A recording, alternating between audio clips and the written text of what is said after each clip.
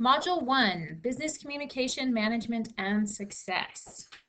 This first module in our textbook really provides you with the key foundational concepts that we'll continue to build on as we learn about business writing throughout the course. And so this lays the foundation for what will come later. And it's really all wrapped up in this idea of a professional business image, something that you're analyzing with your digital persona analysis, but something that we also talked about to that ransom note that we talked about and viewed on the first day of class.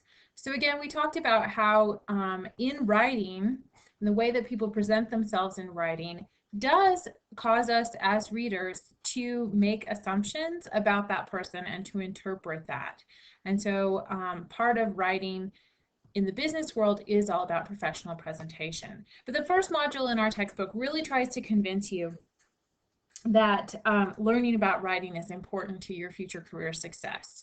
And so the beginning of the module or chapter is really about how success in business or work takes these three things.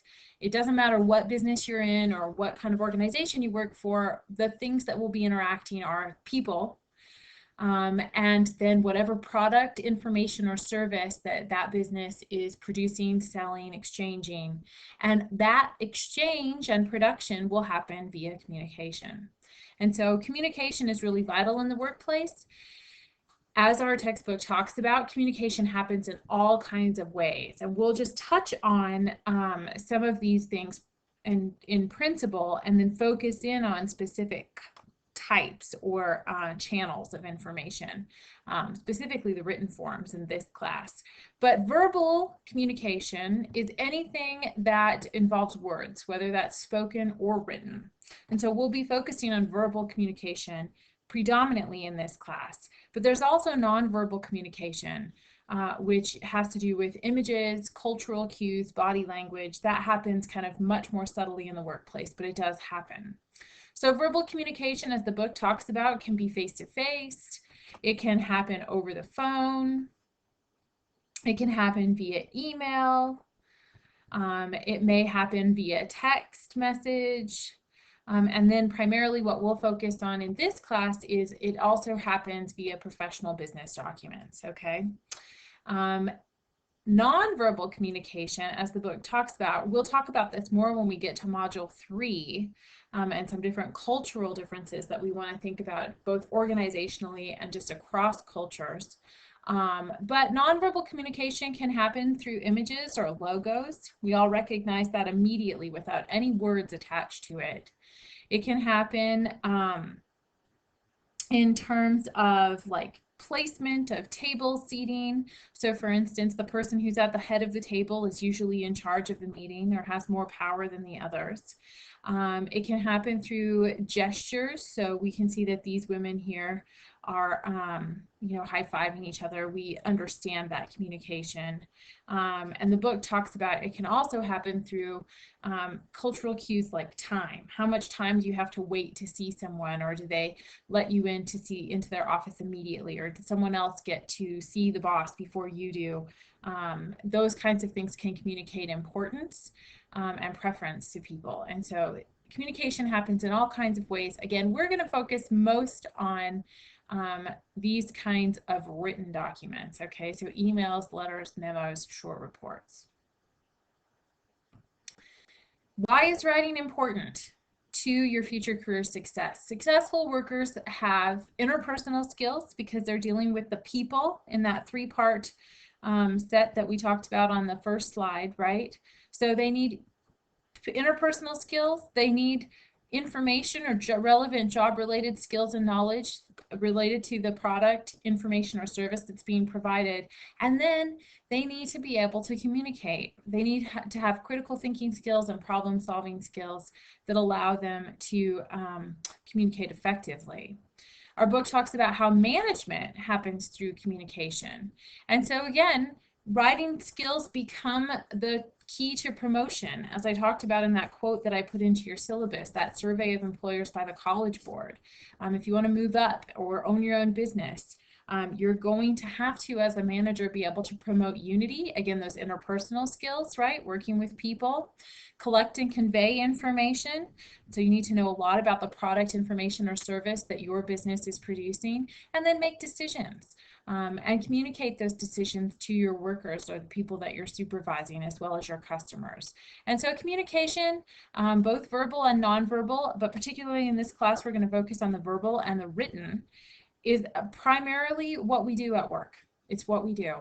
And so the book talks about the fact that here I think they're trying to overcome some student objections to learning about writing and trying to convince you and saying, you know what, you will have to write. They talk about different kinds of myths that students often come to writing classes, business writing classes with. You know, for instance, that their secretary or administrative assistant will do all the writing, that they can just use form letters or templates, that they're being hired to be a construction worker or an accountant or, you know, etc., and they won't have to do any writing, or they'll just use the phone if they need to. But businesses rely on, especially in American culture, where we're the kind of direct culture that invests a lot of authority in written documents as legal contracts and things like that. We write in the business world. We write to create a record. We write to make ourselves personally or our organization visible. So for instance, advertisements in the newspaper, banners, posters, those kinds of things, letters to customers. We write to convey or explain complex information. So, even if it's, in an automotive shop, you may have to write out a set of instructions for people that you're training. You may have to explain the necessity of a purchase of a certain kind of equipment to someone like an accountant or someone in the office who may not understand the necessity of the more expensive part or equipment that you want to purchase. You also write to make things convenient for your reader. So again, going back to, kinds of business documents like instructions, you want to have some kind of instruction manual that readers can flip through.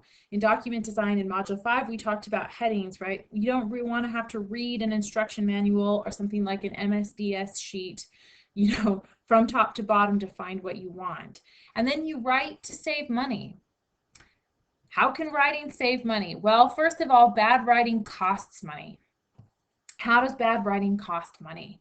The book talks specifically on pages 8 and 9 about what bad writing can do. Basically, bad writing wastes time. And time is money in the business world, right? You're being paid by the hour. You're being paid for the time that you put into your work. So if you're spending extra time having to edit your coworkers' documents, you're not doing your job. They're wasting time taking extra long writing things. So that is a waste of money. Some of the bigger issues with bad writing are that it can offend or create objections in the reader, which can mean that you can lose a customer, or you might lose the support of your coworkers or the approval of your supervisor. So if you write something that's really offensive or really unclear, basically that is, going to create a negative work situation. Worse yet, maybe some kind of typo or unprofessional writing requires additional resources to edit or revise, additional printing, waste of incorrect copies. Actually, was in a situation where an organization I worked for, someone didn't proofread the business cards that they printed for hundreds of business cards, basically, for dozens of employees. They had to throw them all away and get them reprinted. And it was the organization's fault because they didn't proofread the business cards before they sent them to the printers. So that's just a waste of money right there. And then if you write something confusing, like a slightly ambiguous email, say you're working in the construction industry and you don't clearly specify the kind of lumber that you need at a job, and then people act upon this misleading or confusing information, and now you have a situation where you've not just the cost of some business cards that have been misprinted, but perhaps enormous costs related to really confusing information that's now been acted upon.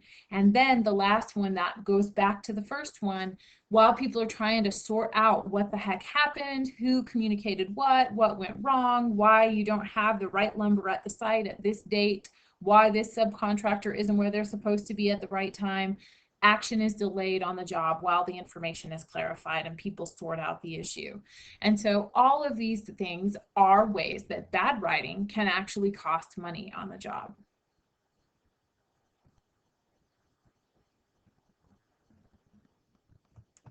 So what makes for good writing?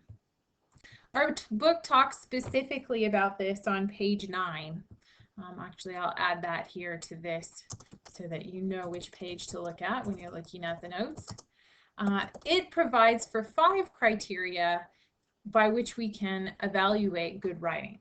And this is related specifically to what I introduced in class on the first day, this notion of PABOK, which I'll talk about in another video for this module. But PABOK really helps us to break down and analyze the situation so that we know whether or not we've included the right information to be complete and clear, okay? Whether or not we've been correct with the information, whether or not our purpose is clear and the document design provides for easy access for the reader. And then in terms of evaluating those benefits and objections on the situation, right, whether or not we're really working on our goodwill, okay? Because again, if we go back, it's all about the people, the product, information, or service, and then how we manage to communicate it. Okay, so I'll go back to the last slide here. This little diagram can help you kind of visualize just what I'm talking about. It's kind of a visual demonstration of PABOK. Okay, and so here, if you think of this triangle as representing kind of the writing itself, okay, here, what is our highest purpose in business writing? It's always the job we're trying to get done. It's the purpose of the communication, what we're trying to do, and the information that's necessary, right? Complete, correct, in order to achieve that clear purpose and get the job done and not waste any time, not delay action, not have misinformation. In terms of that building goodwill, then, part of what we have to take into account is actually the relationships between the reader and the writer. Okay, and so that's where we get this notion of benefit that we can sell to the reader or audience, the possible objections that they might have, how hard we have to work, how formal we have to be, the tone and professionalism that we use is really related to whether or not, say, we are writing to a superior, a boss, someone who we might have to you know, kind of be a little deferential to, whether or not we're writing to a coworker or a customer, okay? And so all of that evaluation goes into our planning for our document so that we can achieve these 5 purposes or these 5 criteria for effective writing. And so again, thinking about that audience, is that audience someone, like I said, a boss or someone who is actually inside or internal to the organization? Or is it someone that we have to be a little bit more, you know, maybe formal, maybe give a little bit different information to someone who is a customer or external, outside the organization? Okay, so those are some other key bolded terms in this module. I just want to make you aware of. This means outside, and internal, my mnemonic device there is that in means inside. So it makes a difference whether we're writing to a boss, to a customer, to a coworker, to some other entity, subcontractor, right? So that changes the information that we would actually use. And so that changes then our triangle. What do we compose within that document? Because it, you know, changes the kind of situation that we have. Okay, that's for this video. I'll create 2 more videos for this module, one about the differences between school writing and business writing, and the last one just reviewing PABOK with you a little bit.